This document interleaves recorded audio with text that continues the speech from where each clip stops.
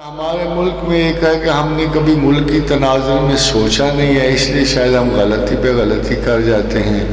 ہمارا تجربہ ہمیں کہتا ہے کہ بہت سارے میں نے اور میرے دوستوں نے ایک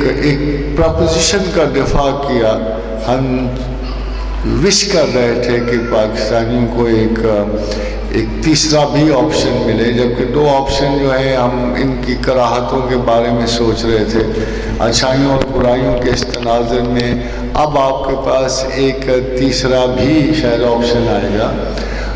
جو شاید اس وقت اگر نہ بھی غلبے میں آیا، اور جس کو آنا بھی اس لیے نہیں چاہیے کہ پاکستان اس وقت ڈیمانڈ نہیں کرتا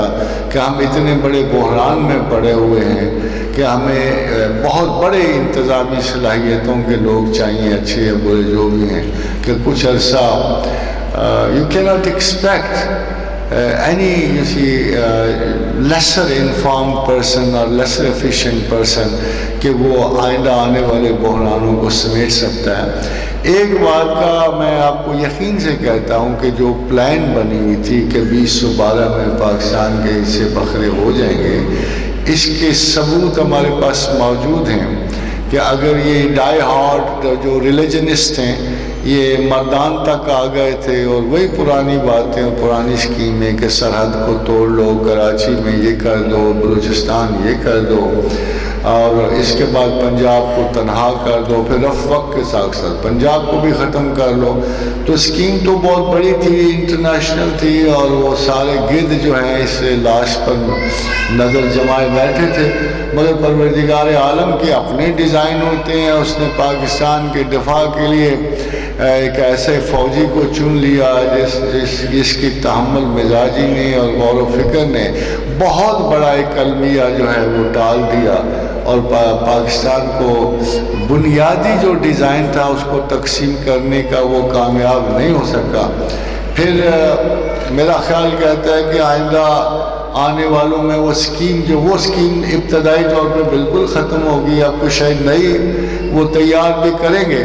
مگر ایک بات میں آپ سے ضرور کہتا ہوں کہ اللہ تعالیٰ کہتا ہے کہ جب آپ نے قرآن پڑھا ہوگا، جب خضر نے دیوار کو درست کیا تو موسیٰ علیہ السلام نے کہا یہ تم نے کیا کہ شہر ناپرساں میں جس نے ہمیں پانی تک نہیں پوچھا، ایک ذرہ خوراک کا نہیں دیا، تو اتنا مہربان ہو گیا ان لوگوں پہ دیوار ٹھیک کر دی۔ تو خضر نے کہا کہ اب تو تمہارے درمیان فراق کا وقت آ گیا، تو صبر جو نہیں کر سکتے، اور کیف تصبر علی ما لم تحط بہ خبرا، اور تجھے صبر کیسے آئے، تجھے علم جو نہیں ہے۔ تو علم تو یہی کہتا ہے کہ باوجود اس فتنہ و فساد کے جو اس بڑی اسکیم کے جو انٹرنیشنل کھلاڑیوں نے تیار کی تھی، Pakistan is still very very safe اور بڑے مستحکم انداز میں قائم بھی ہے۔ غربت ہم سہ لیں گے، مگر ایک بات میں ضرور آپ سے کہنا چاہتا ہوں جو قرآن میں کہی گئی کہ ان کا باپ ایک نیک آدمی تھا، ہم نے چاہا کہ اس کی اولاد اس خزانے کو پہنچے جو اس دیوار کے نیچے تھی، اس لیے ہم نے اس دیوار کو درست کر دیا کہ بچے ابھی چھوٹے ہیں، بڑے ہوں گے تو یہ دیوار گرے گی۔ اگر ایک باپ کے نیک ہونے کا یہ اثر ہے تو مجھے پورا یقین اور وثوق سے کہہ سکتا ہوں کہ قائد اعظم کی نیت خیر کا سبب جو اس پاکستان میں ہے، دنیا کی کوئی طاقت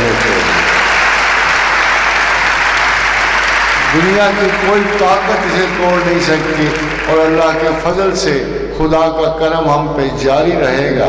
اور یہ مکر و فریب کی دیواریں ٹوٹ جائیں گی، اور اللہ تعالیٰ ایسے نیک خصلت انسانوں کو ضرور پاکستان کے تخت پہ لائے گا